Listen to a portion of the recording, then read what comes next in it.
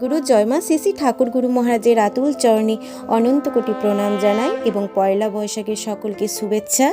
তাই আমার প্রত্যেক গুরু ভাই বোনদেরকে এবং আমার প্রত্যেক সমস্ত শ্রোতা বন্ধুদের প্রত্যেককে পয়লা বৈশাখের শুভেচ্ছা জানাই। সকলের জন্য ভালোভাবে এই বছরটি কাটিয়ে তুলতে পারুক, যত কষ্ট দুঃখ কষ্ট যেন দূরীভূত হয়ে বছরের শুরুতে যেন সবার মন আনন্দে ভরে ওঠে, তাই ভগবানের কাছে গুরু মহারাজের কাছে প্রার্থনা জানাই।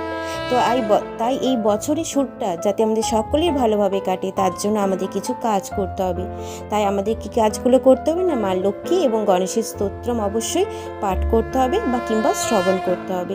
তাই প্রত্যেক বাড়িতে মা লক্ষ্মী গণেশের পুজো হয়ে থাকে এবং সেই সাথে সাথে আপনারা যদি এই স্তোত্রম পাঠ শ্রবণ করেন তবে সকলের জীবনে মঙ্গল নিয়ে আসবে মা লক্ষ্মী এবং গণেশের আশীর্বাদে। তো ভিডিওটি শুরু করার আগে আপনাদের সকলের কাছে প্রত্যেকের কাছে ছোট্ট একটি অনুরোধ, ভিডিওটিতে আপনারা ছোট্ট একটি লাইক করবেন এবং চ্যানেলে যদি নতুন হয়ে থাকে চ্যানেলটি অবশ্যই সাবস্ক্রাইব করবেন। পয়লা বৈশাখের সময়ে অনেকেই লক্ষ্মী কিংবা গণেশের পুজো করে থাকেন, কিন্তু এই দিন পুজো কেন করা হয় তার কারণ কিছু রয়েছে। সাধারণত পয়লা বৈশাখকে বাংলার নতুন বছর হিসেবে চিহ্নিত করা হয়ে থাকে। সকলেই চান বছরের বাকি দিনগুলিও তার ভালো করে কাটুক, তাই বছরের বাকি দিনগুলি যাতে ভালোভাবে কাটে সেই দিকে খেয়াল রাখেন অনেকে। তাই সেই দিন পয়লা বৈশাখের দিনই অনেকে বাড়িতে লক্ষ্মী কিংবা গণেশের পুজো করে থাকেন।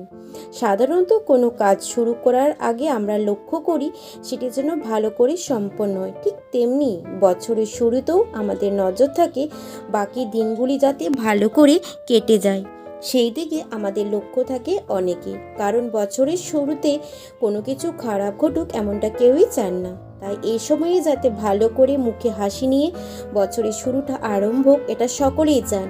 তাই পয়লা বৈশাখের দিনটিতে দোকান থেকে শুরু করে বাড়িতে অনেকেই মা লক্ষ্মী গণেশের পুজো করে থাকেন নতুন বছরে, যাতে নতুন বছরটি সুন্দরভাবে ভালোভাবে কাটে। তাই এই বছরের শুরুতে আপনারা যদি মা লক্ষ্মী গণেশের পুজো করে মা লক্ষ্মী নারায়ণী স্তোত্র যদি পাঠ করে থাকেন তাহলে মা লক্ষ্মীর অশেষ কৃপা আপনারা লাভ করবেন। গণেশ স্তোত্রম শ্রী নারদ উবাচ পর্ণমীয় শীর্ষা দেবং গৌরী পুত্রং বিনায়কং ভক্তাবাসং স্মরে নিত্যং আয়ু কামার্থ সিদ্ধয়ে। প্রথমং বক্র তুণ্ডং চ একদন্তম দ্বিতীয়কম তৃতীয়ং কৃষ্ণপিণ্ডক্ষং গজ বক্রম চতুর্থকম লম্বোদরং পঞ্চমং চ ষষ্ঠং বিকটমেব চ সপ্তমং বিঘ্নরাজং চ ধূম্রবর্ণ তথাষ্টমম নবমং ভালচন্দ্রম চ দশমং তু বিনায়কম একাদশং গণপতি দ্বাদশং তু গজাননম। দ্বাদশ ঐতানি নামানি ত্রিসন্দাঙে প্রঠেন্নর নচ বিঘ্ন ভয়ং তস্য সর্বসিদ্ধিং করং পরম।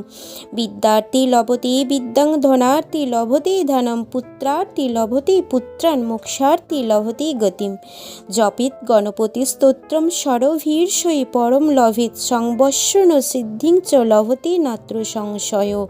অষ্টব্য ব্রাহ্মণভ্যশ্চ লিখিতা ইয়া সমর্পয়েত তস্য বিদ্যা ভবেত সর্বগণেশ প্রসাদঃ। ইতি শ্রী নারদ পুরাণে সংকটনাশনং গণেশ স্তোত্রম সম্পূর্ণম। মা লক্ষ্মী দেবী স্তোত্রম। নমো তৈলোক্য প্রজিতে দেবী কমলে বিষ্ণুবল্লভে যোতা তং সুস্ত্র কৃষ্ণী তোতা ভব ময়ী স্থিরা। ঈশ্বরী কমলা লক্ষ্মীশ্চলা ভূর্ত হরিপ্রিয়া প্রদ্যা প্রদ্যালয় সম্পদ রমাশ্রী পদ্মধারিণী। দ্বাদশ ঐতানি নামানি লক্ষ্মীং সম্প্রজ্য পঠেত স্থিরা লক্ষ্মী ভবেত তস্য পুত্র দ্বারা দিভীষ। ইতি শ্রীলক্ষ্মী স্তোত্রম সমাপ্তম। ধনরত্নী দেবী হলেন মা লক্ষ্মী। ওনাকে ভক্তি ভরে ডাকলে তিনি কখনো তার ভক্তের মনের ইচ্ছা পূর্ণ করা থেকে বঞ্চিত করেন না। তিনি আর্থিক সুখ স্বাচ্ছন্দ্য ফিরিয়ে আনার জন্য শুধুমাত্র মা লক্ষ্মী নয়, সেই সঙ্গে গণেশকেও পুজো করা একান্তই প্রয়োজন। কারণ গণেশকে অনেকে সিদ্ধিদাত্রী বলে থাকেন। বিভিন্ন অর্থনৈতিক অনটনের সম্মুখীন যেন না পড়তে হয় তাই অনেকে বছরের শুরুতেই সিদ্ধিদাতা গণেশের পুজো করে গণেশের স্তোত্রম পাঠ করে থাকেন। এই ছিল মা লক্ষ্মী এবং গণেশের স্তোত্র। আপনারা সকলে শ্রবণ করুন। আর আজকের দিনটি যাতে সবার ভালোভাবে কাটে সে কারণে আজকের দিনটি সবাই ভালোভাবে লক্ষ্য রাখুন, যাতে আপনারা কারোর সাথে ঝগড়া ঝামেলায় যেন না পড়তে হয়, এবং সবসময় ঈশ্বরের নাম চিন্তা করতে থাকুন, গরিব দুঃখীদেরকে কিছু দান করতে থাকুন, যাতে তাদের আশীর্বাদে আপনাদের বছরের প্রত্যেকটা দিন যেন শুভ কাটে। সকলে ভালো থাকুন, সকলে সুস্থ থাকুন। আবার পরবর্তী ভিডিওতে আপনাদের সাথে দেখা হচ্ছে। জয় গুরু জয় মা অবশ্যই কমেন্টে লিখে জানাবেন, কারণ গুরুই হচ্ছে পথপ্রদর্শক। গুরু কৃপা ছাড়া আমরা কোনো কিছুই লাভ করতে পারবো না। জয় গুরু জয় মা। সকলের জীবনের জন্য গুরু কৃপা বর্ষিত হোক।